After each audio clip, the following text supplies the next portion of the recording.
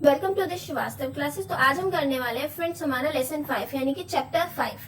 ठीक है ना। तो हमारे इस चैप्टर का नाम है नेचुरल रिसोर्स यानी कि प्राकृतिक संसाधन। तो हम आज जो प्राकृतिक संसाधन पढ़ने वाले हैं वो है भूमि संसाधन, लैंड रिसोर्स। ओके, तो चलिए स्टार्ट करते हैं इसको। Land resources.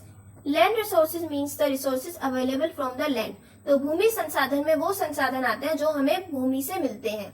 Land is a mixture of inorganic and organic materials. अब ये इनऑर्गेनिक क्या होता है, यानी कि अकार्बनिक, ऐसी चीज जिसके अंदर कार्बन प्रेजेंट नहीं होता उनको बोलते हैं इनऑर्गेनिक, और जिसके अंदर कार्बन प्रेजेंट होता है उसको बोलते हैं ऑर्गेनिक। ठीक है। तो भूमि जो है ये एक मिश्रण है अकार्बनिक और कार्बनिक मटेरियल्स का।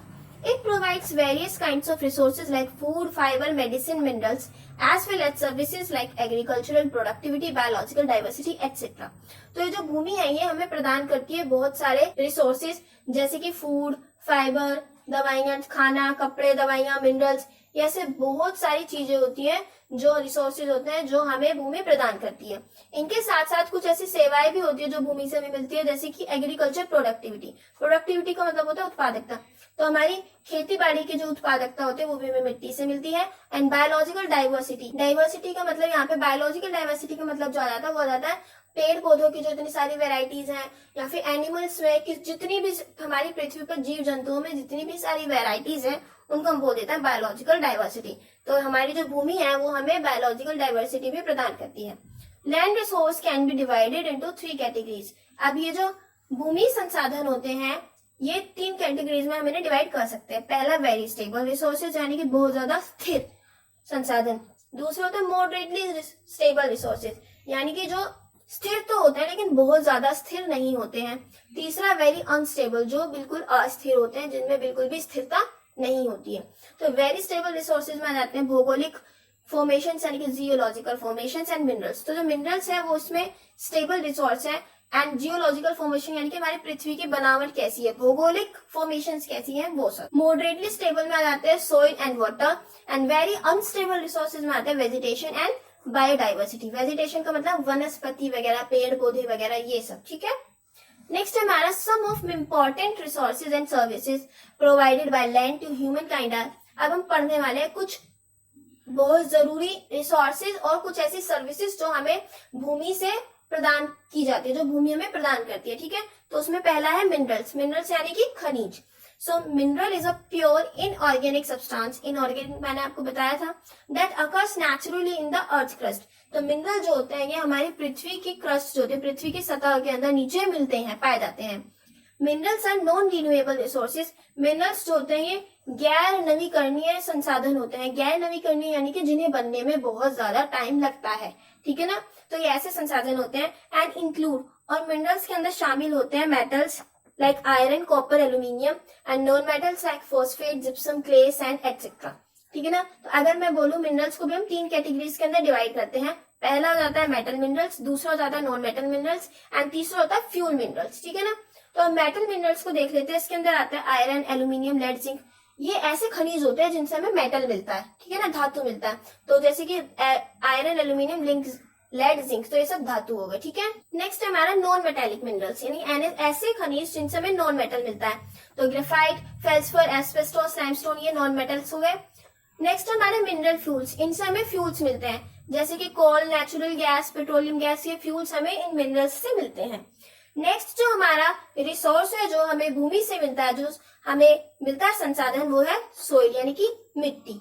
तो soil is defined as outermost thin layer of earth crust. पृथ्वी की क्रस्ट की सबसे बाहरी और पतली लेयर जो होती है उसको सोइल बोलते हैं।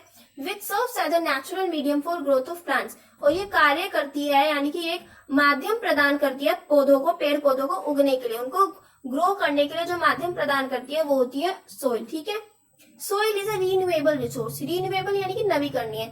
तो सोइल एक ऐसा संसाधन है जो बन भी जाता है और मिट भी जाता है, यानी कि जिसको बनने में ज्यादा टाइम नहीं लगता। जो जल्दी बन जाता है उसको नवीकरणीय कहते हैं, और जिसकी फॉर्मेशन बहुत ज्यादा लेट होती है, कई कई सालों, हजारों सालों तक होती है, उनको बोलते हैं गैर नवीकरणीय। जैसे कि कोयला हो गया, ठीक है ना, और पेट्रोलियम वगैरह, ये सब आ जाते हैं non renewable, but soil is a renewable resource. Which is constantly being form, जो कि लगातार बनती रहती है एंड डिस्ट्रॉय होती रहती है इरोजन प्रोसेस के द्वारा। इरोजन का मतलब होता है कटाव, मिट्टी का कटाव जो होता है, इस प्रोसेस के द्वारा ये बनती रहती है लगातार और डिस्ट्रॉय होती रहती है। The topmost layer of soil rich in organic matter in called humus and is the most fertile layer. हमारी सोइल की जो सबसे ऊपर की परत होती है उसके अंदर बहुत ज्यादा ऑर्गेनिक मैटर होता है, यानी कि वो ऑर्गेनिक मैटर से भरी भरी होती है, उसको ठीक है ना, तो उसको बोलते हैं हम ह्यूमस। उस लेयर को हम बोलते हैं ह्यूमस। आपने देखा होगा जो बहुत डार्क ब्राउन कलर की लेयर होती है, बहुत उसके अंदर नमी भी बहुत ज्यादा अच्छी होती है, उसको बोलते हैं ह्यूमस। मिट्टी की उस लेयर को ह्यूमस बोलते हैं और ये काफी ज्यादा फर्टाइल होती है, यानी कि इस लेयर के अंदर सबसे ज्यादा हमारे पेड़ पौधे उगते हैं and is the most fertile layer, यानी कि बहुत ज्यादा उपजाऊ होती है। Okay, soil is a very rich in microbial biodiversity, यानी कि सोइल के अंदर बहुत ज्यादा माइक्रोब्स जो होते हैं, छोटे छोटे कीड़े मकोड़े माइक्रोब्स जो होते हैं, उनकी अलग अलग वैरायटी बहुत ज्यादा पाई जाती है and is also major reservoir of carbon, और मिट्टी के अंदर बहुत ज्यादा कार्बन भी पाया जाता है। ठीक है, major soil groups found in India, तो हमारे इंडिया के अंदर जो सॉइल ग्रुप्स पाए जाते हैं मेजरली वो है alluvial soil, black soil, red soil, laterite soil, desert soil and acid soil. तो ये कुछ टाइप्स है जो हमारे इंडिया के अंदर पाए जाते हैं मिट्टियों के। नेक्स्ट जो हमारा संसाधन है जो हमें भूमि से मिलता है वो है एग्रीकल्चर।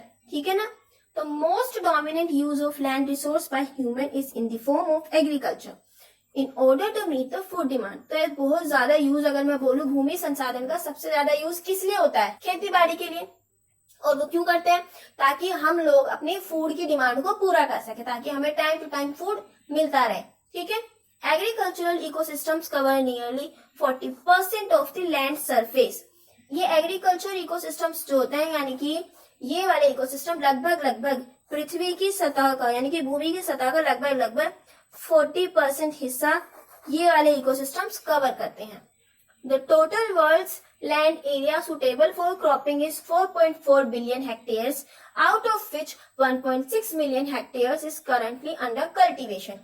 हमारी पूरी, अगर हम बोलूं मैं पूरी पृथ्वी पर हमारे 4.4 बिलियन हेक्टेयर जो जमीन है वो खेती के लिए उपयोगी हो सकती है, यानी कि वो खेती के लिए बहुत अच्छी है। और 4.4 में से 1.6 मिलियन हेक्टेयर जो है वो आज के टाइम पे यूज की जा रही है खेती के लिए, कल्टीवेशन यानी कि खेती के लिए यूज की जा रही है। Okay, the use of more chemicals in agriculture leads adversely impacted on land and its resources. आज के टाइम पे खेती बाड़ी में जो बहुत ज्यादा केमिकल्स यूज किए जा रहे हैं, फर्टिलाइजर्स एंड पेस्टिसाइड्स जो बहुत ज्यादा यूज किए जा रहे हैं, उनकी वजह से हमारी भूमि पर और उसके संसाधनों पर बहुत ज्यादा खराब प्रभाव पड़ रहा है। वो एडवर्सली इम्पैक्ट कर रहे हैं हमारी भूमि को और उसके रिसोर्सेज को। ठीक है, नेचुरल फॉरेस्ट प्रोडक्ट्स, ये मतलब प्राकृतिक जंगल से जो हमें उत्पाद मिलते हैं, चीजें मिलती हैं, अब हम उसके बारे में पढ़ेंगे। तो हमारी भूमि से हमें ये कुछ संसाधन भी मिलते हैं। ठीक है ना, ये भी एक हमारी भूमि का काम होता है, हमें ये संसाधन प्रोवाइड कराना। So forest products are materials derived from forest for consumption and profitable use. तो फॉरेस्ट प्रोडक्ट्स जो होते हैं, यानी जंगल से मिलने वाले जो उत्पाद होते हैं, ये वो मटेरियल्स होते हैं जो हमें फॉरेस्ट से मिलते हैं, यानी डिराइव किए जाते हैं जंगलों से। किस चीज के लिए? कंजम्पशन के लिए, यानी कि हमारे इस्तेमाल के लिए, उपभोग के लिए, एंड प्रॉफिटेबल यूज यानी कि हमारे लाभदायक उपयोग के लिए, यानी कि इन चीजों को हम बेच के प्रॉफिट भी कमा सकते हैं। ठीक है, these mainly include timber, firewood, wood pulp for paper etcetera. अब इसके अंदर मेनली क्या आता है जो हमें जंगलों से चीजें मिलती है? लकड़ियां, या फिर जो जलाने वाली लकड़ियां। टिम्बर यानी कि वो लकड़ियां जिनसे फर्नीचर वगैरह बनाते हैं। अब इसमें फ्यूल वुड, वुड पल्प यानी कि पेपर को बनाने के लिए जो वुड पल्प होता है वो भी हमें जंगलों से ही मिलता है। There are also other non wood products, यानी कि यहाँ पे कुछ ऐसे प्रोडक्ट्स भी हैं जो लकड़ी से हटकर भी हमें मिलते हैं इन जंगलों से। ठीक है ना, तो विच इंक्लूड्स, जिसके अंदर आते हैं नट्स, रेजिन्स, गम, मेडिसिनल प्लांट्स, एडिबल फ्रूट्स यानी कि खाने लायक फल, ऑयल एक्सेट्रा, जो कि हमें जंगलों से मिलते हैं। विच आर कलेक्टिवली कॉल्ड, जिनको हम एक साथ बोल देते हैं नॉन टिम्बर फॉरेस्ट प्रोडक्ट्स, यानी कि वो जंगलों से मिलने वाले वो प्रोडक्ट्स जो नॉन टिम्बर होते हैं, जिनमें लकड़ी का कुछ भी नहीं होता है, तो इनको NTFP भी बोलते हैं, non timber forest products, NTFP। Forest products are used extensively worldwide, यानी कि जो जंगल से मिलने वाले जो उत्पाद है इनको पूरी दुनिया में बहुत बड़े पैमाने पर यूज किया जा रहा है। नेक्स्ट है हमारा मेडिसिनल प्लांट। क्या है? मेडिसिनल प्लांट्स, यानी कि जो ये औषधीय पौधे। ठीक है, medicinal plants are valuable natural resources obtain from land. तो ये बहुत ज्यादा मूल्यवान प्राकृतिक संसाधन है जो हमें भूमि से मिलते हैं। About 80% of the world's developing countries, यानी कि वो विकासशील देश जो अपना अभी धीरे धीरे विकास कर रहे हैं, जैसे कि भारत भी हो गया, ठीक है ना, और बहुत सारे ऐसे देश है जो भी अपना विकास कर रहे हैं, तो उनमें लगभग 80% देश आज भी डिपेंड करते हैं इन ट्रेडिशनल मेडिसिनल प्लांट्स पर अपनी प्राइमरी हेल्थ केयर के लिए। यानी हॉस्पिटल में जाने से पहले लोग पहले इन औषधीय पौधों का इस्तेमाल करना ज्यादा पसंद करते हैं, ठीक है। देखा होगा हमारे इंडिया के अंदर भी अगर कुछ छोटी मोटी बीमारी होती है तो वो हमारी मम्मियों के घरेलू नुस्खों से ठीक हो जाता है। तुलसी का पत्ता खा लो, हल्दी खा लो, ये सब मतलब इन सब चीजों से ठीक हो जाता है। Medicinal plants are the only available treatment for various minor and major diseases for a majority of people living in rural and urban areas. ये जो हमारे औषधीय पौधे हैं, ठीक है ना, ये सिर्फ मतलब बहुत पहले टाइम पे, देखो मैंने यहाँ पे पास्ट टाइम लिखा हुआ है, यानी कि प्राचीन समय में ये औषधीय पौधे ही ऐसी मतलब सिर्फ यही अवेलेबल थे किसी भी बीमारी का इलाज करने के लिए। अब वो बीमारी चाहे छोटी हो या फिर बड़ी हो, उस बीमारी का इलाज करने के लिए बहुत पहले पे सिर्फ और सिर्फ मेडिसिनल प्लांट्स उपलब्ध थे। उस टाइम पे जो आज के टाइम पे हम मेडिसिन खाते, दवाइयां खाते, उस टाइम पे ऐसी दवाइयां नहीं थी। तो उस टाइम पे जितने भी गाँव में लोग रहते थे या फिर शहरी लोग थे, वो सिर्फ और सिर्फ इन मेडिसिनल प्लांट्स पर ही डिपेंड करते थे, ठीक है। तो नेक्स्ट जो हमारा टॉपिक है वो है land cover and land use change. Okay, so land cover क्या है, सबसे पहले हम उसको देखेंगे, फिर लैंड यूज और लैंड यूज चेंज के इम्पैक्ट्स क्या क्या पड़ते हैं उन्हें देखेंगे। Okay, so land cover is the physical material at the surface of earth. तो देखो जैसे कि मेरी पृथ्वी की सतह है, इसके ऊपर क्या क्या है, घास, पेड़ पौधे, जंगल, पहाड़, जो भी चीज इसके ऊपर फिजिकली प्रेजेंट है, मटेरियल जो है, उसको हम बोल देते हैं लैंड कवर, ठीक है ना। तो लैंड कवर के अंदर घास, एस्फाल्ट, पेड़ पौधे, बेयर ग्राउंड यानी कि खाली जो ग्राउंड हो जाता है, पानी एक्सेट्रा, ये सब आ जाते हैं, ठीक है। The international geosphere biosphere programme, ये जो अंतरराष्ट्रीय जियोस्फेयर बायोस्फेयर प्रोग्राम है, इन्होंने कैटेगराइज किया है लैंड कवर को 17 क्लासेस में, यानी कि इन्होंने लैंड कवर को 17 क्लासेस में डिवाइड किया है। That includes different types of forest, जिसके अंदर शामिल करते हैं कि उसके ऊपर किस तरीके का जंगल है, तो उसको अलग कैटेगरी में रख दे। देखो जैसे कि इसके ऊपर मैनग्रोव फॉरेस्ट आ गया, इसके ऊपर डेसिडियस फॉरेस्ट आ गया, तो ये एक लैंड कवर हो गया, ये दूसरा लैंड कवर हो गया। तो इस तरीके से, और woodland, shrublands, grasslands, wetlands and desert, इनके डिपेंड मतलब इनके बेसिस पर 17 क्लासेस जो है वो कैटेगराइज कर दी गई है लैंड कवर्स की, ठीक है। Land cover can be determined by analysing satellite and aerial imagery. अच्छा, एक मैं तरीका आपको भी नॉर्मली बताती हूँ कि लैंड कवर को कैसे वो देखा जाता है, डिटरमाइन कैसे किया जाता है कि ये हमारी किस चीज से कवर है, कि इसके ऊपर मैनग्रोव फॉरेस्ट है, इसके ऊपर कुछ भी नहीं है, इसके ऊपर जंगल है, इसके ऊपर घास है, या फिर इसके ऊपर पानी है। तो कैसे देखते हैं, हर जगह तो जाके नहीं देखा जा सकता ना। अब यार कितना जगह देखेगी लोग भी, सरकार कितनी जगह देखेंगे। तो क्या किया जाता है, आसमान में हमारे मतलब स्पेस में कुछ सैटेलाइट्स छोड़ दी जाती है, ठीक है ना। उन सैटेलाइट्स में कुछ कैमरेज फिट कर दिए जाते हैं और उन कैमरेज के थ्रू एरियल इमेजरी की जाती है, यानी हवा में फोटो, वहां से फोटोज खींची जाती है उन जगह की, ठीक है ना। फिर उन फोटोज से अनुमान लगा लिया जाता है कि ये हमारा ये वाला मतलब ये लैंड कवर ये है, ये लैंड कवर ये है। तब जाके उनको 17 क्लासेस में बांटा गया। तो कैसे बांटा गया, सैटेलाइट्स की मदद से एरियल इमेजरी लेकर, यानी कि हवा से जो फोटो ले रहे कि ऊपर से वो आसमान से, उनसे पता लगाया जाता है, ठीक है, कि कौन सी किस जगह पर क्या है। अब हम तो नहीं बता सकते इतनी दूर उस पर कौन सा जंगल है, अब हम नहीं बता सकते, तो वो इन सैटेलाइट्स की मदद से मदद ली जाती है। ओके, नेक्स्ट हमारा जो पॉइंट है वो है on the other hand land use is different from land cover. तो देखो लैंड यूज जो है वो अलग है लैंड कवर से। कवर का मतलब ये आप समझ सकते हो, जो चीज किस चीज से कवर है। यूज का मतलब उस लैंड का किस चीज के लिए यूज किया जा रहा है। डिफरेंस समझ आ रहा है। अब मैं एक भूमि का यूज अपनी खेती बाड़ी के लिए कर रही हूँ और एक मेरी जो जगह है वो क्रॉप से कवर है, फर्क है। मैं यहाँ पे बोल रही हूँ कि मैंने अपनी जमीन को खेती के लिए यूज किया है, और मैं यहाँ पे बोल रही हूँ मेरी जमीन जो है वो फसलों से ढकी हुई है। फर्क दिख गया ना आपको। So land use refers to the purpose the land services, यानी कि लैंड यूज को रेफर किया जाता है कि वो जो लैंड है वो किस पर्पस के लिए काम कर रही है, यानी कि उस लैंड का इस्तेमाल किस चीज के लिए किया जा रहा है। For example recreation, wild life habitat और एग्रीकल्चर, यानी कि उस जगह का इस्तेमाल या तो वाइल्ड लाइफ हैबिटेट को रिक्रिएट करने के लिए किया जा रहा है या फिर खेती बाड़ी के लिए किया जा रहा है। Okay, to illustrate this with an example, देखो अब हम इसे एक एग्जाम्पल की तरफ से समझते हैं। ग्रासलैंड जो है is a term used for land cover, ठीक है ना। मैंने बोला मेरी एक जगह है वहां पे घास ही घास है, तो मैंने उसके लिए बोल दिया ग्रास लैंड, यानी जो घास से ढकी हुई है। तो ये जो टर्म यूज किया मैंने लैंड कवर के लिए यूज किया है, वाइल्ड एग्रीकल्चरल लैंड। अब यही मैं बोलूं एग्रीकल्चरल लैंड है जहाँ पे मेरी खेती बाड़ी होती है, या फिर हॉर्स रेंच यानी जहाँ पे घोड़े रहते हैं उस जगह पे, टेनिस कोर्ट यानी कि मेरी एक जमीन है वहां पे टेनिस कोर्ट है। ये जो वर्ड है ये मैंने यूज किया लैंड यूज के लिए कि वो जो मेरी ग्रास लैंड है, जो मेरी जहाँ पे घास है उस जगह का मैंने किस लिए यूज किया है, ठीक है ना, उस जगह का यूज किस लिए हुआ उसको बोल देते हैं land use. Okay, the increased demand for water, waste disposal and food requirements has resulted in land being used in an unsustainable manner। तो देखो क्या हो रहा है, मांग बढ़ी है किस चीज की, वाटर वेस्ट डिस्पोजल यानी कि पानी को जो है उसका वेस्ट, पानी का जो वेस्ट है उसका डिस्पोजल कैसे किया जाए, और फूड की रिक्वायरमेंट्स पूरी करने के लिए हमारी जो भूमि है उसका एक अनसस्टेनेबल मैनर तरीके से उसका यूज किया जा रहा है, यानी कि उसका बहुत ज्यादा यूज किया जा रहा है भूमि का। The major environmental impact of land use change are. अब हम देखेंगे कि लैंड यूज चेंज के हमारे पर्यावरण पर क्या प्रभाव पड़ रहे हैं, ठीक है ना। पर्यावरणीय प्रभाव देखेंगे हम लैंड यूज चेंज के यानी कि लैंड यूज के। तो पहला climate change and global warming हो जाता है। देखो इससे पहले मैं आपको एक टर्म और क्लियर कर दूं, लैंड यूज चेंज क्या होता है। मैंने लैंड यूज आपको बताया था किस पर्पस के लिए उस भूमि का इस्तेमाल किया जा रहा है उसको बोल देते हैं लैंड यूज। लेकिन अभी पहले मैं इसका इस्तेमाल खेती के लिए कर रही थी, लेकिन अब मैं अपनी जमीन का इस्तेमाल किसी और चीज के लिए करूंगी, तो मैंने अपनी लैंड का जो यूज था वो चेंज कर दिया, बदल दिया, ठीक है ना। तो इसको बोल देते हैं लैंड यूज चेंज। तो अब इसके क्या क्या पर्यावरणीय प्रभाव पड़ते हैं, ठीक है ना। तो पहला climate change and global warming. देखो अभी मैंने पहले यहाँ खेती बाड़ी की थी, अब मैंने अपना मतलब जंगल था इसको काट के मैंने यहाँ छोटी छोटी घास उगा दी, तो क्या हुआ, मेरे पेड़ पौधे कट गए, ठीक है ना। तो उससे क्या होगा, क्लाइमेट चेंज हो जाएगा, और अगर पेड़ पौधे कटेंगे तो ग्लोबल वार्मिंग में भी बढ़ोतरी हो जाएगी।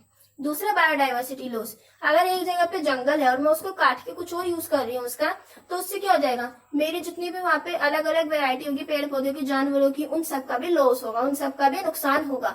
सो दूसरा इफेक्ट ये पड़ेगा। तीसरा है पोल्यूशन ऑफ वेरियस काइंड। देखो अगर पेड़ पौधे काट रही हूँ मैं, अगर जंगल है मेरा, ये देखो क्या होता है, जंगल से किसी चीज को दूसरी चीज में यूज करना, ये हो जाता है लैंड यूज चेंज, ठीक है ना। तो अगर मेरा यहाँ जंगल है और मैंने पेड़ पौधे काटे, तो उससे क्या होगा, पोल्यूशन में भी भागीदारी जाएगी। पेड़ पौधे काटने से आप लोगों को पता है पोल्यूशन बढ़ता है। फोर्थ है लार्ज स्केल डिफोरेस्टेशन। अगर मैं इतनी बड़ी जगह का जंगल काट दूंगी, उसको क्या बोलते हैं, डिफोरेस्टेशन, तो डिफोरेस्टेशन भी हो जाएगा। फिफ्थ है लैंड डिग्रेडेशन। अगर मैं यहाँ से जंगल पूरा काट दूंगी तो जो मेरी जगह होगी उसका डिग्रेडेशन हो जाएगा, और डिजर्टिफिकेशन हो सकता है कि वो जगह मेरी बंजर हो जाए और वो आगे जाके रेगिस्तान बन जाए, तो उसका एक ये भी प्रभाव पड़ता है। सिक्स्थ है वेस्ट एग्रीगेशन। वेस्ट एग्रीगेशन मतलब उस जगह पे कचरा जो है वो इकट्ठा हो जाएगा, यानी अपशिष्ट एकत्रीकरण, ठीक है ना। तो ये जो 6 इफेक्ट्स है ये इम्पैक्ट पड़ेंगे मेरे पर्यावरण पर, अगर मैं लैंड यूज चेंज कर दूं, किसी जंगल वाली जगह को किसी और चीज के लिए यूज करती हूँ, तो ठीक है। नेक्स्ट जो हमारा टॉपिक है वो है लैंड डिग्रेडेशन, ठीक है ना। तो इसमें हम पढ़ेंगे हमारी भूमि का degradation. Okay, so land degradation is defined as deterioration of the capacity of land due over exploitation by humans. यानी कि लैंड डिग्रेडेशन को डिफाइन किया जाता है किसी भी भूमि की कैपेसिटी का खराब हो जाना, यानी कि उसके अंदर अच्छे से पेड़ पौधों का ना उग पाना, या फिर उसकी प्रोडक्ट ऑफ कैपेसिटी का खराब हो जाना, किसकी वजह से, due to over exploitation by humans. हम इंसानों का उस लैंड का ज्यादा यूज करने से, तो एक जगह को अगर बार बार यूज करोगे ना तो वो जगह खराब हो जाती है, उसकी प्रोडक्टिविटी खत्म हो जाती है, ठीक है ना। तो यही है land degradation. Land degradation affects the soil quality and soil biodiversity. तो जो लैंड डिग्रेडेशन है ये इफेक्ट करती है सोइल की, मिट्टी की क्वालिटी को, गुणवत्ता को, और उसकी बायोडाइवर्सिटी को, यानी कि उसके अंदर जितने भी छोटे छोटे जीव जंतु पाए जाते हैं उन सबको भी खत्म कर देती है। Degraded lands have reduced capacity for supply of goods. Degraded lands जो होती है, यानी कि जो लैंड्स खराब हो चुकी होती है, उनके पास बहुत कम कैपेसिटी होती है कि वो किसी भी वस्तुओं की सप्लाई कर सके, यानी कि उनके अंदर फूड अच्छे, यानी कि खेती बाड़ी हो सके, फूड के लिए लकड़ी, फाइबर, फ्यूल, इन सब के लिए जो ह्यूमन काइंड हम लोगों के लिए होती है, इन चीजों की सप्लाई वो वाली लैंड्स नहीं कर पाती हैं, क्योंकि फिर उनके अंदर क्वालिटी जो होती है उनकी मिट्टी की वो खत्म हो जाती है, वो बिल्कुल भी उपजाऊ वगैरह नहीं बचती है, ठीक है। The major causes of land degradation. अगर मैं बोलूं लैंड डिग्रेडेशन के मेजर कारण क्या क्या है, तो पहला है डिफोरेस्टेशन, यानी कि जंगलों का, पेड़ पौधों का काटना। दूसरा है सॉइल इरोजन, मिट्टी का कटाव। अभी मिट्टी का कटाव कैसे होता है, ठीक है। देखो जैसे मेरी मिट्टी है, ओके, बहुत तेज हवा चल के आई, ठीक है ना, बहुत तेज, तो यहाँ से कुछ मिट्टी उड़कर दूसरी जगह चली गई, तो यहाँ की मिट्टी हट गई यहाँ से, तो यहाँ मिट्टी का कटाव हो गया। अब मैंने बोला यहाँ पानी आया, वो यहाँ की मिट्टी को लेकर यहाँ चला गया, तो यहाँ की मिट्टी का कटाव हो गया। तो ये कुछ तरीके होते हैं जिनसे मिट्टी का कटाव होता है और जिनसे मिट्टी की जो गुणवत्ता है वो खराब होती है। थर्ड है अनप्रेडिक्टेबल वेदर पैटर्न्स और क्लाइमेटिक कंडीशंस, यानी कि हम अनप्रेडिक्टेबल का मतलब यानी कि अप्रत्याशित, यानी कि जिसके बारे में हमने भी सोचा ना, अचानक से मौसम का खराब हो जाना, ठीक है ना, तो उनकी वजह से भी भूमि का काफी नुकसान होता है, भूमि डिग्रेड हो जाती है। अब जैसे कि अचानक से तूफान आ गया तो भूमि इधर से उधर चली गई, अचानक से बाढ़ आ गई, ठीक है ना, सुनामी आ गई, तो इनकी वजह से भी जो भूमि होती है उनका डिग्रेडेशन होती है। फोर्थ है ड्राउट्स एंड फ्लड्स, यानी कि सूखा पड़ जाना या फिर बाढ़ के आ जाने से भी लैंड डिग्रेडेशन होती है। इसके अलावा जो फिफ्थ हमारा पांचवा कारण जो है वो है मॉडर्न एग्रीकल्चर प्रैक्टिसेस। आज के टाइम पे खेती बाड़ी में जितनी भी ज्यादा प्रैक्टिसेस यानी कि चेंजेस किए जा रहे हैं वो भी एक कारण है हमारी लैंड डिग्रेडेशन होने का। देखो क्या होता है यार, एक जगह है वहां पे पहले हमने किसी और कोई और चीज की हमने खेती बाड़ी की, फिर किसी दूसरे टाइम पे आकर हमने दूसरी खेती बाड़ी कर दी, फिर तीसरी कर दी, उस जगह को टाइम ही नहीं मिल पा रहा है अपने वापस न्यूट्रिएंट्स अपने मिनरल्स वगैरह दोबारा से कैप्चर करने का। आप उस जगह पे खेती बाड़ी करे जा रहे हो तो वो जगह जो है धीरे धीरे खराब होने लग जाती है, ठीक है ना। या फिर और भी बहुत सारे ऐसे तरीके होते हैं जिनकी वजह से हमारी जो लैंड है वो डिग्रेडेड होने लगती है। फिफ्थ है सॉइल पोल्यूशन। अब ये तुम्हारे फर्टिलाइजर्स पेस्टिसाइड्स की वजह से भी हो सकता है, कूड़ा फेंकने की वजह से भी हो सकता है, एसिड रेन की वजह से भी हो सकता है, ऐसे बहुत सारे रीजन है जिनकी सॉइल पोल्यूशन होता है। तो देखो मैंने फिर से वही बता रही हूँ, मैं यहाँ पे पॉइंट्स बता रही हूँ, बट इनको एक्सप्लेन करके आप बहुत अच्छे से लिख सकते हैं। बचपन से यार आप लोग पढ़ते आ रहे हो पोल्यूशन जैसी चीजें, ठीक है ना, तो आप इन्हें लिख सकते हो। फिफ्थ है इंक्रीजिंग अर्बनाइजेशन, यानी कि शहरीकरण जो है वो बढ़ रहा है। क्या कर रहे हैं लोग बाग, जंगलों को काट रहे हैं, ठीक है, और अपने शहर बना रहे हैं वहां पे, तो उसकी वजह से भी जो है लैंड डिग्रेडेड हो रही है, लैंड का डिग्रेडेशन हो रहा है। तो आप ये सब तो लिख सकते हो यार, नॉर्मल पॉइंट्स, एक एक दो पॉइंट इन सब में लिख दोगे आपका काम हो गया बस। नेक्स्ट है हमारा टॉपिक सॉइल इरोजन, यानी कि मिट्टी का कटाव। तो soil erosion is a loss or removal of top layer of soil due to natural physical agents like wind, water and even gravity. हमारी मिट्टी के ऊपर की जो टॉप लेयर होती है उसका लॉस हो जाना या फिर हट जाना किसी भी नेचुरल फिजिकल एजेंट यानी कि हवा, पानी या फिर ग्रेविटी की वजह से उसका हट जाना या फिर रिमूव हो जाना, लॉस होना उसका बोलते हैं सॉइल इरोजन, ठीक है। As topmost layer of soil is most fertile, layer की जो टॉप मोस्ट लेयर होती है वो सबसे ज्यादा फर्टाइल होती है। Being extremely rich in organic matter, और वो एक्सट्रीमली यानी कि उसके अंदर ऑर्गेनिक मैटर जो होता है वो सबसे ज्यादा होता है, न्यूट्रिएंट्स भी उसके अंदर सबसे ज्यादा होते हैं। And erosion leads to reduced productivity of the soil. अब जब इरोजन हो गया, अब ये जो टॉप मोस्ट लेयर है ये यहाँ से हटी गई, लॉस हो गया, इसका रिमूवल हो गया, तो क्या हो गया, हमारी मिट्टी की जो प्रोडक्टिविटी है यानी कि उसकी जो उत्पादकता है वो कम हो जाएगी, जिसकी वजह से हमारी जो मिट्टी हो जाएगी वो वेजिटेशन को यानी कि वनस्पति को, पेड़ पौधों को, इन सबको सपोर्ट नहीं कर पाएगी। ओके, नेक्स्ट है soil erosion takes years to restore naturally. अगर सोइल इरोजन हो जाता है किसी एक जगह पे तो उसको सालों लग जाते हैं अपने आप को रिस्टोर करने में, दोबारा से वैसा करने में। कोजेज ऑफ सोइल इरोजन में आ जाता है रेनफॉल एंड फ्लडिंग, यानी कि बाढ़ आ गई यानी बारिश हो गई बहुत तेज तब भी सोइल इरोजन हो जाता है, एक जगह से दूसरी जगह चली जाती है मिट्टी, यहाँ से लेयर हटके। एग्रीकल्चर करते हैं, अगर हम एक जगह पे खेती कर रहे हैं वहां पे दोबारा से खेती कर रहे हैं तो वो भी सोइल इरोजन का एक कारण बन जाता है। थर्ड होता है ग्रेजिंग, यानी कि चरा रहे हैं, हमारे कोई खाली ग्राउंड है यहाँ पे कोई गाय भैंस आके चर रहे हैं तो वो क्या करते हैं, जब घास खींचते हैं वो घास खाते हैं तो उसके साथ साथ उसके जड़ों के साथ मिट्टी की ऊपर वाली लेयर भी खिंच के आती है, तो इससे भी क्या होता है, सॉइल इरोजन होता है।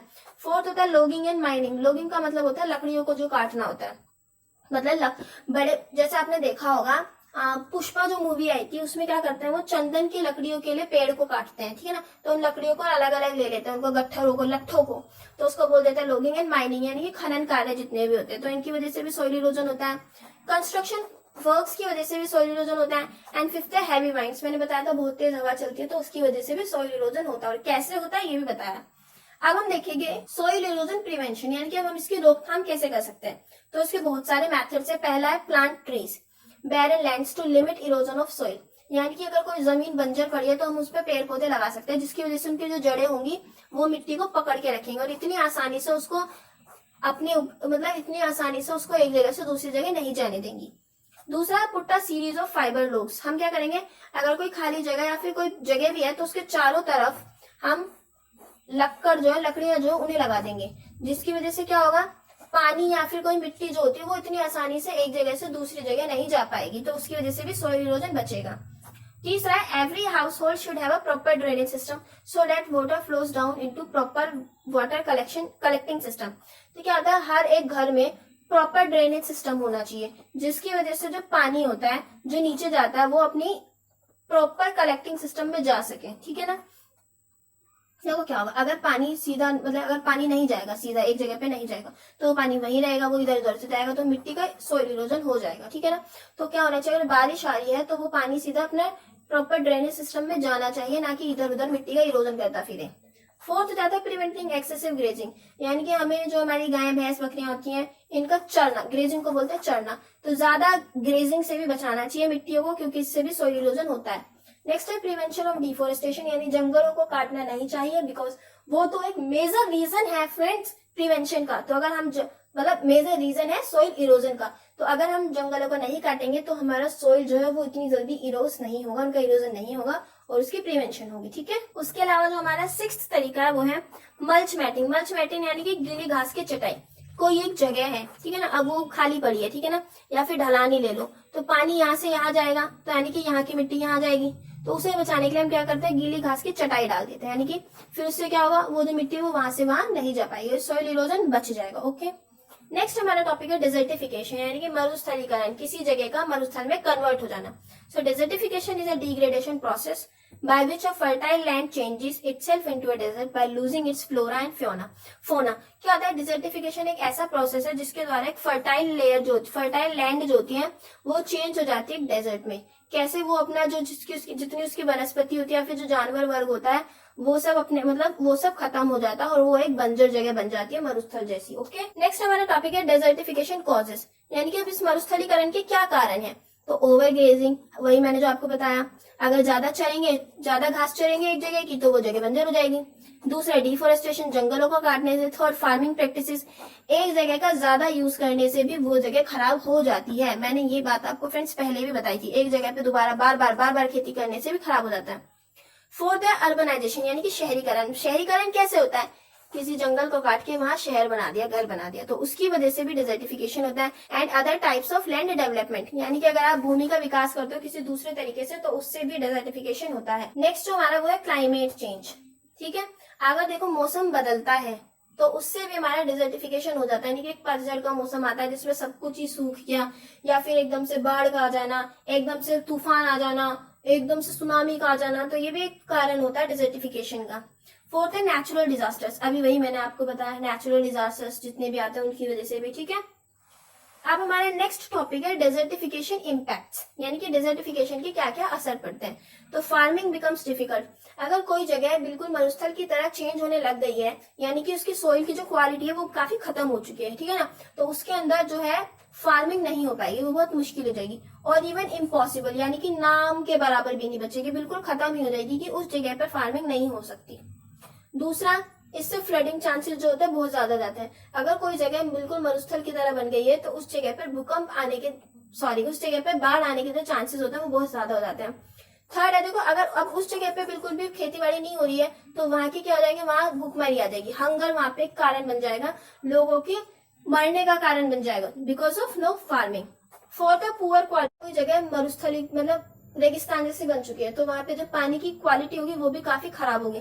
आप लोगों ने देखा होगा रेगिस्तान वगैरह में जो जगह है जहाँ पर इतनी ज्यादा गर्मी है, पहले तो बात वहां पर पानी इतनी आसानी से मिलता नहीं है, ठीक है। दूसरी बात, वहां पे जो पानी मिलता है उसकी क्वालिटी इतनी अच्छी नहीं है। फिफ्थ, ओवर पॉपुलेशन हो जाएगा, तो उस जगह पे जो होगा वो ओवर पॉपुलेशन भी वहां पे एक इफेक्ट पड़ेगा डिजर्टिफिकेशन का। और सिक्स्थ जो हमारा है पॉवर्टी, देखो अब अगर जनसंख्या ज्यादा हो जाएगी तो गरीबी भी ज्यादा हो जाएगी, तो इतने ये सारे असर पड़ेंगे डेजर्टिफिकेशन के, ठीक है। तो नेक्स्ट जो हमारा टॉपिक है वो है deforestation and its causes. Deforestation यानी कि वनों की कटाई और इसके कुछ कारण देखेंगे। Deforestation is the clearing a permanent removal of forest area so that it is available for other use. ये है किसी एक जंगल का परमानेंट रिमूव कर देना उस जगह को किसी और चीज का यूज करने के लिए, यानी कि जंगलों को काट कर कॉलोनी बना दी, इन सब जो मतलब ये जो हो गया डिफोरेस्टेशन। जंगलों को काटकर उस जगह का इस्तेमाल किसी और काम के लिए करना, deforestation. Deforestation is root cause for land degradation, ये एक जड़ी कारण है, यानी एक बहुत इंपॉर्टेंट कारण है लैंड डिग्रेडेशन का, सॉइल इरोजन का एंड डेजर्टिफिकेशन का, ठीक है। अब हम देखेंगे कॉजेज ऑफ डिफोरेस्टेशन। डिफोरेस्टेशन के कारण क्या, यहाँ पे डिग्रेडेशन नहीं फ्रेंड्स, यहाँ पे आएगा डिफोरेस्टेशन, ठीक है। तो डिफोरेस्टेशन का जो पहला कारण है वो है एग्रीकल्चरल एक्टिविटीज। ओके, यानी खेती बाड़ी में जो हम एक्टिविटीज करते हैं वो सब। एग्रीकल्चरल एक्टिविटीज का हम पढ़े तो agricultural activities are one of the significant factors affecting deforestation. अब ये जो हमारी खेती बाड़ी की जो एक्टिविटीज होती है, ये एक बहुत बड़ा एक कारण है डिफोरेस्टेशन को अफेक्ट करने वाला। ठीक है, according to FAO, agriculture leads to around 80% of deforestation. FAO के अनुसार हमारी जो खेती बाड़ी है, एग्रीकल्चर है, इसकी वजह से लगभग 80% डिफोरेस्टेशन हो चुकी है, क्योंकि लोग बात क्या करते हैं, खेती करने के लिए जंगलों को साफ कर देते हैं। ओके, नेक्स्ट है अर्बनाइजेशन, यानी कि शहरीकरण। अर्बनाइजेशन जो है ये एक दूसरा कारण है डिफोरेस्टेशन का, क्योंकि देखो लोगों को घर बनाने के लिए जगह चाहिए, तो जिसकी वजह से भी वो डिफोरेस्टेशन करते हैं, खेती बाड़ी मतलब जंगलों को साफ कर देते हैं। So which is a result of increasing population. ये किसका कारण है, पॉपुलेशन बढ़ रही है, कैपिटलिज्म हो रहा है, एंड ग्लोबलाइजेशन यानी कि वैश्वीकरण के कारण ये सब हो रहा है। Forests are cleared for setting up residential areas, industries, commercial hub development projects like road, airways, etc. जंगलों को साफ किया जा रहा है रेजिडेंशियल एरियाज बनाने के लिए, रहने लायक जगह बनाने के लिए, इंडस्ट्रीज बनाने के लिए, कमर्शियल हब्स बनाने के लिए, डेवलपमेंट प्रोजेक्ट्स लाइक सड़क या फिर एयरवेज बनाने के लिए जंगलों को साफ किया जा रहा है। Okay, the clearing of forest for such activities, किसी भी जंगल को इन सब एक्टिविटीज के लिए साफ करना जो है, इसकी वजह से हैबिटेट डिग्रेडेशन हो रहा है और हैबिटेट लॉस हो रहा है। यानी कि जो जानवर वगैरह, जो पेड़ पौधे जिस जगह पे रहते थे, उनकी जो हैबिटेट हो रहा है, उनका जो रहने की जगह है, उनका नुकसान हो रहा है और उनसे वो जगह छीनी जा रही है। ओके, थर्ड है हार्वेस्टिंग, यानी कि काटना।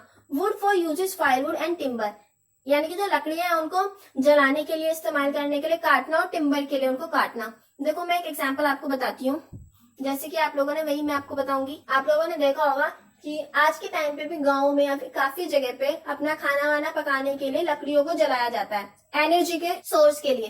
ठीक है ना। So millions of families still rely, आज के टाइम पे भी बहुत सारे मिलियंस ऑफ फैमिलीज ऐसी हैं जो रिलाई यानी कि निर्भर करती है फ्यूल वुड के लिए लकड़ियों पर। ठीक है ना, किसके लिए, अपने हाउस होल्ड एक्टिविटीज के लिए, जैसे कि कुकिंग, हीटिंग एक्सेट्रा। अगर उन्हें खाना बनाना है, कोई चीज गर्म करनी है, तो वो आज के टाइम पे भी फ्यूल वुड के ऊपर निर्भर करते हैं।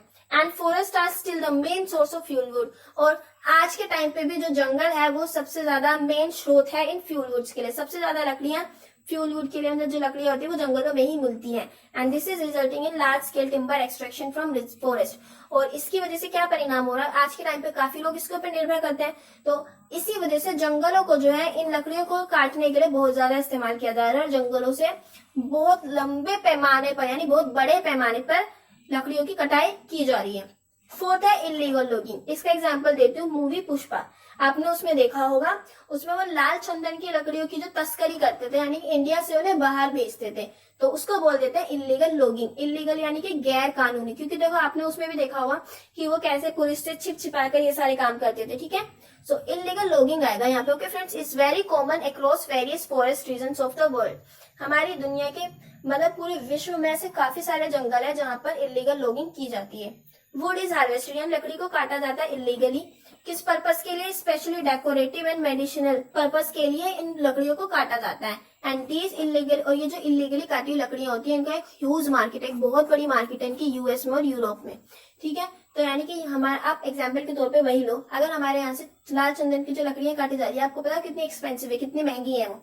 एक तो उनसे जो मेडिसिनल, एक तो वो काफी मेडिसिनल हो गए, ठीक है ना, ऊपर से वो डेकोरेटिव पर्पस के लिए उसे भी यूज किया जाता है।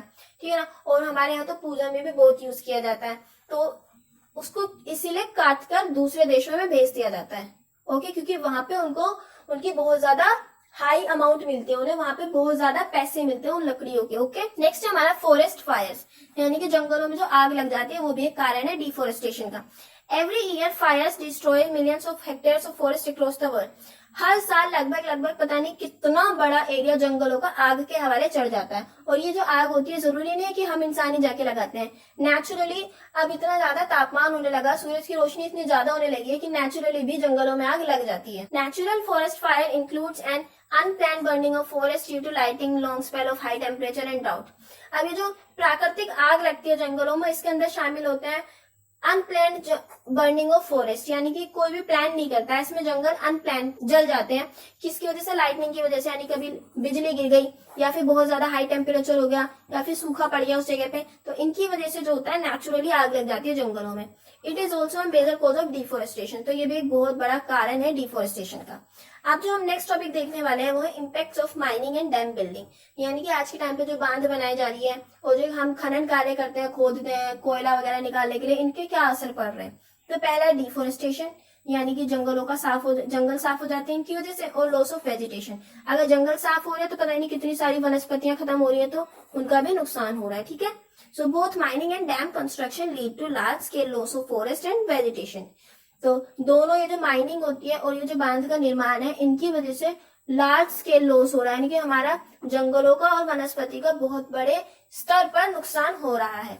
दूसरा जो इसका कारण है, मतलब जो असर पड़ता है, वो होता है पोल्यूशन, यानी कि इनकी वजह से पोल्यूशन भी बहुत फैलता है। अब देखो, mining operations results in air water and soil pollution. देखो, जो एक खनन कार्य होते हैं, जब हम कहीं खुदाई करते हैं तो इनकी वजह से हवा में पोल्यूशन फैलता है, पानी का पोल्यूशन होता है, मिट्टी का पोल्यूशन होता है, जो कि असर डालता है पीपल पर जो वहां पर रह रहे हो, यानी कि उस खान के आसपास जितने भी लोग रहते हैं उन सबकी हेल्थ पर असर पड़ता है। Air pollution is also cause during construction period of dams. अब ये जो एयर पोल्यूशन है ये तब भी होता है जब किसी डैम को बनाया जा रहा होता है, तो उसके दौरान भी ये एयर पोल्यूशन होता है, क्योंकि जब डैम को बनाया जाता है तो हैवी मशीनरी का यूज किया जाता है उन डैम्स को बनाने में, जिससे बहुत ज्यादा एयर पोल्यूशन होता है। Next, dams are also one of the source of methane gas emission that is released from the dead and decaying vegetation inside the reservoir। देखो क्या होता है, आपने देखा होगा कि ये एक बांध होता है, ठीक है ना, मैं ऐसे बना रही हूँ बांध, यहाँ नदी है, यहाँ पूरा बांध से ऐसे पानी छोड़ा जाता है। तो अगर पानी नहीं छोड़ रहे हैं तो यहाँ पर ये इकट्ठा हो जाता है पानी, तो इसकी वजह से क्या होता है, जो पीछे से कोई सड़ी गली कोई पेड़ पौधा आया या फिर कोई जानवर भी आएगा इसके अंदर, तो वो सब यहीं पे रुक जाता है और वो नीचे इसके जाके इकट्ठा हो जाता है, जिसकी वजह से यहाँ से निकलते हैं मीथेन गैस, और जिससे कि एयर पोल्यूशन होता है जो कि हमारे लिए बहुत हार्मफुल होता है। तो डैम्स जो होते हैं वो मीथेन गैस के एमिशन के लिए भी रिस्पॉन्सिबल होते हैं। Air pollution is also caused due to toxic gases from the mines. अब ये जो हमारी खान होती हैं, इनसे बहुत सारी ऐसी टॉक्सिक जहरीली गैसें निकलती हैं जिनसे कि एयर पोल्यूशन होता है। तो मैंने आपको बताया दूसरा क्या इम्पैक्ट पड़ता है माइनिंग और डैम बिल्डिंग का। थर्ड है हमारे लैंड डिग्रेडेशन। जब हम कहीं खुदाई करते हैं या फिर डैम की बिल्डिंग करते हैं तो उससे लैंड डिग्रेडेशन भी होता है, वाटर लॉस भी होता है। ठीक है, mining activities lead to depletion of surface and ground water supplies. देखो, जब कहीं हम खुदाई करते हैं तो जो सतह का जो पानी होता है और जो अंडरग्राउंड वाटर होता है, इन दोनों का नुकसान होता है माइनिंग की वजह से। ठीक है, moreover mines left open after the mining can also be lead to loss of ground water through evaporation, leaving the area barren and degraded and susceptible to desertification. क्या होता है, देखो ज्यादातर जितनी भी खाने होती हैं उनको काम करने के बाद खुला छोड़ दिया जाता है, जिसकी वजह से जो अंडरग्राउंड वाटर होता है वो भाप बनकर सारा उड़ जाता है और वो जो जगह हो जाती है वो बंजर हो जाती है और वो एक ऐसी जगह बन जाती है जहां पर बहुत आसानी से फिर उस जगह का मरुस्थलीकरण हो जाता है, यानी कि डिजर्टिफिकेशन हो जाता है, वो जगह मरुस्थल में चेंज हो जाती है। अच्छा, जो हमारा फोर्थ इम्पैक्ट है, ठीक है ना, वो है सिल्टेशन। देखो, सिल्टेशन का मतलब होता है गाद। मैं नॉर्मल पहले आपको यहीं पे समझा देती हूँ। देखो, ये डैम है, ये पीछे का पानी है, यहाँ पे बहुत सारी मिट्टी आई पानी के साथ बह बह के। देखो, डैम जो बनाया जाता है फ्रेंड्स वो रिवर के ऊपर बनाया जाता है, तो यहाँ पे रिवर के पानी के साथ बहुत सारी मिट्टी आई। अब वो पानी यहाँ ठहर गया, अब जब पानी ठहरा हुआ है तो मिट्टी नीचे जमीन पर बैठ गई, तो उसको बोल देते हैं गाद, यानी कि सिल्टेशन। ठीक है, आपने देखा होगा, देखो आप क्या करो, ग्लास भरो, उसके अंदर पानी डालो और मिट्टी डालो, थोड़ी देर के लिए उसको रख दो, तो जो मिट्टी होगी वो आपकी ग्लास के तले पर बैठ जाएगी, तो उसको बोल देते हैं हम siltation. So one of the most serious technical problem faced by dam industry is that of siltation. तो ये एक बहुत बड़ी सीरियस टेक्निकल प्रॉब्लम है जो डैम इंडस्ट्री के द्वारा फेस की जाती है। क्या होती है, which is the increase deposition of sediments. क्या है वो प्रॉब्लम कि बहुत ज्यादा डिपोजिशन हो जाता है, यानी कि इकट्ठा हो जाते हैं सेडिमेंट्स जो कि रिवर के द्वारा लाए जाते हैं। सेडिमेंट्स यानी कि रेत के कण वगैरह जो रिवर के द्वारा लाए जाते हैं वो बॉटम पर यानी कि डैम के नीचे तले पर जमा हो जाते हैं, जिसको सिल्टेशन बोल देते हैं। This sediments gradually accumulate in the reservoir. ये जो सेडिमेंट्स होते हैं, जो रेत के कण होते हैं, धीरे धीरे डैम रिजर्वायर के तले पर इकट्ठा हो जाते हैं and reducing the ability of the dam, और ये कम कर देते हैं डैम की एबिलिटी को। कि देखो, अगर यहाँ पे ज्यादा गाद इकट्ठा हो गया, ज्यादा मिट्टी इकट्ठी हो गई, तो पानी कितना कम, यहाँ पे पानी कितना कम इकट्ठा हो रहा है क्योंकि इतने में तो मिट्टी आ गई। ठीक है ना, तो ये इसकी एबिलिटी को भी रिड्यूस करते हैं पानी को स्टोर करने की, और ये रिड्यूस करते हैं इलेक्ट्रिसिटी जनरेटिंग एफिशिएंसी को। देखो, अगर पानी कम होगा तो इलेक्ट्रिसिटी भी कम बनेगी ओके, तो ये भी एक इफेक्ट हो गया माइनिंग एंड डैम कंस्ट्रक्शन का, बल्कि ये तो डैम कंस्ट्रक्शन का, माइनिंग का तो था भी नहीं, ठीक है ना, बट हम दोनों के कॉम्बिनेशन देख रहे हैं, इसलिए एक एक करके मतलब ऐसे हम देख रहे हैं।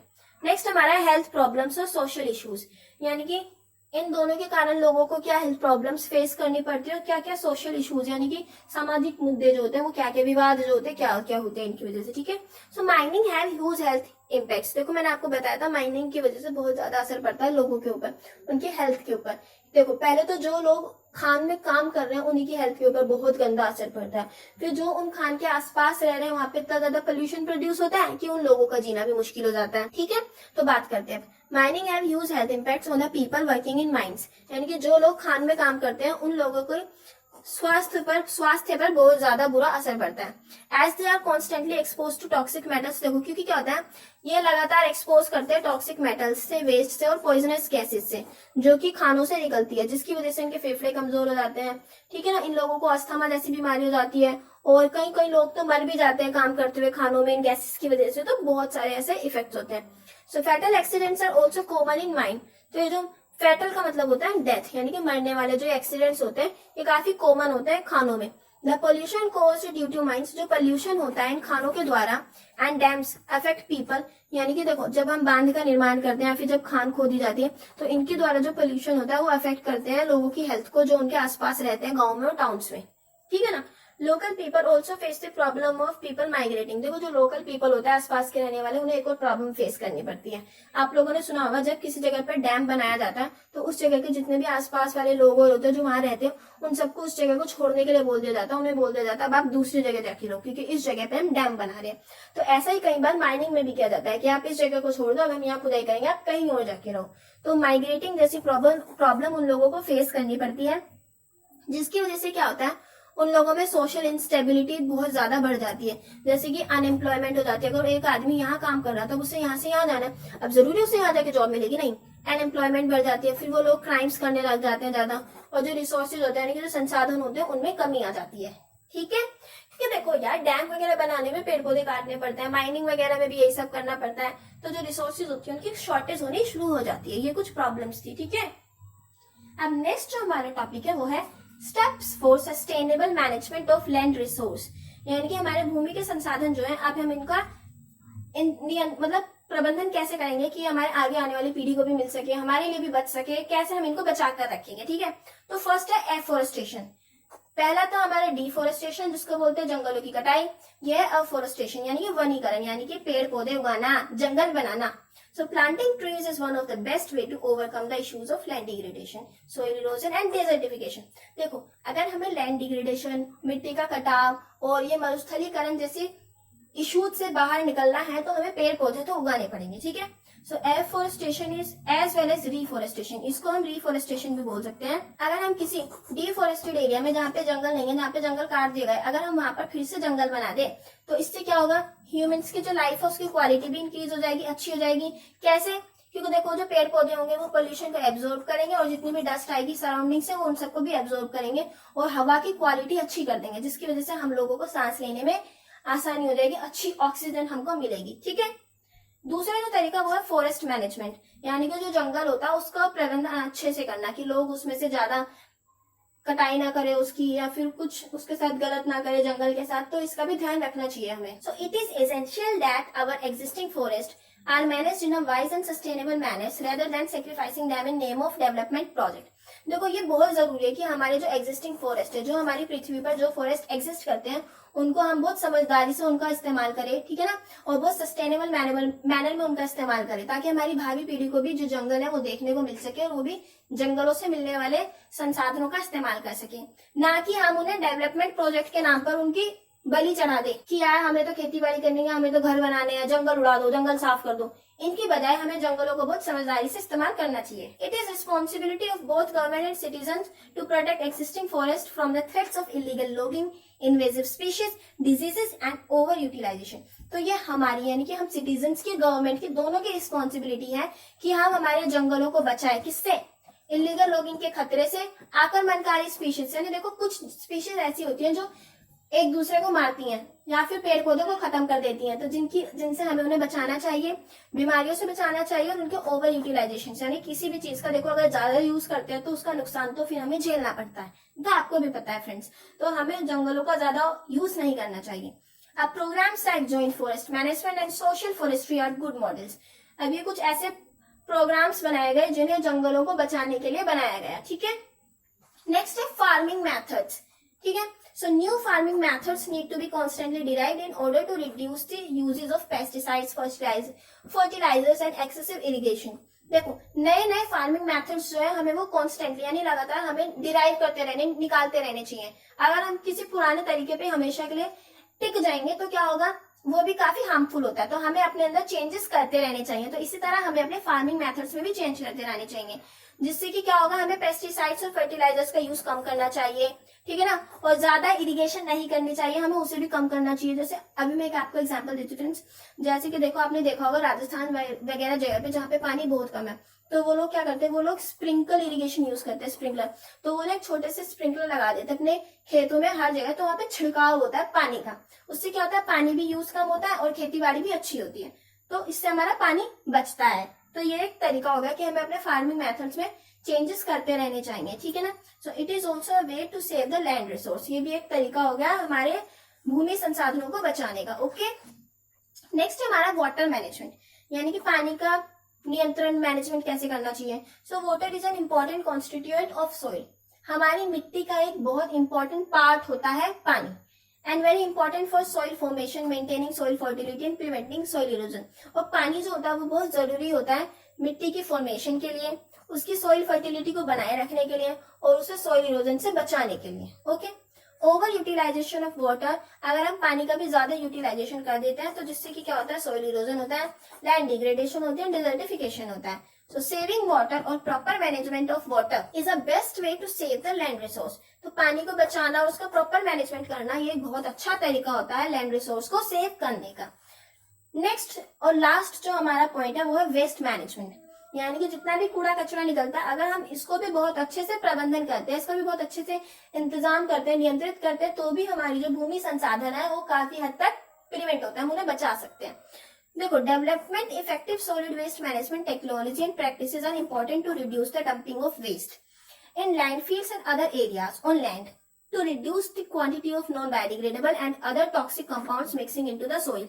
देखो क्या होता है, हमें ना developing effective solid management technology का यूज करना चाहिए, और मतलब ऐसी अच्छी अच्छी टेक्नोलॉजी का यूज करना चाहिए, प्रैक्टिसेस का यूज करना चाहिए, जिनकी वजह से हम मतलब जिनसे हम डंपिंग ऑफ वेस्ट जो है लैंड्स में वो कम कर सके। यानी कि देखो क्या होता है, आज के टाइम पे भी काफी जगह पे होता है, जितना भी कूड़ा होता है उनको मिट्टी में गड्ढा बना के दबा दिया जाता है, जिसकी वजह से बहुत ज्यादा लैंड पोल्यूशन होता है। अगर हम अच्छी सॉलिड वेस्ट मैनेजमेंट टेक्नोलॉजी जो है अगर हम वो अच्छी यूज करेंगे, हम अच्छे से वेस्ट मैनेजमेंट करेंगे, उन्हें मिट्टी में नहीं दबाएंगे, तो क्या हमारा लैंड रिसोर्स नहीं बचेगा, हमारी लैंड क्या अच्छी नहीं हो जाएगी, वो पोल्यूशन से नहीं बच जाएगी, तो हाँ वो बच जाएगी, ठीक है। तो हमें मैनेजमेंट के तरीके अच्छे अच्छे यूज करने चाहिए और लैंड डंपिंग नहीं करनी चाहिए, और हमें नॉन बायोडिग्रेडेबल जो सब्सटेंस होता है, फिर जो टॉक्सिक कंपाउंड्स होते हैं, हमें उन्हें मिट्टी में नहीं मिक्स करना चाहिए, ठीक है ना, उन्हें मिलाना नहीं चाहिए। देखो क्या होता है, अगर आप किसी मिट्टी को, किसी पिन्नी को दबा दोगे मिट्टी में, तो देखो वो एक नॉन बायोडिग्रेडेबल सब्सटेंस है, तो वो क्या होगा, वो डिग्रेड नहीं होगी, यानी वो खत्म नहीं होगी और वो उल्टा पोल्यूशन फैलाएगी, ठीक है ना। तो वेस्ट मैनेजमेंट पे भी हमें बहुत ध्यान देना चाहिए कि कैसे करना कैसे नहीं। सो ये हमारे कुछ तरीके थे कि हम लैंड रिसोर्स को कैसे बचा सकते हैं, उनकी प्रिवेंशन कैसे कर सकते हैं, सस्टेनेबल मैनर में उनका मैनेजमेंट कैसे कर सकते हैं। सो आई होप फ्रेंड्स आपको ये जो पूरा चैप्टर था समझ आया होगा। अगर आपको इससे रिलेटेड कोई भी डाउट है तो आप मुझे कमेंट बॉक्स में कमेंट करके अपना डाउट क्लियर कर सकते हैं, ठीक है ना। Thanks for watching. जय हिंद, जय भारत। पसंद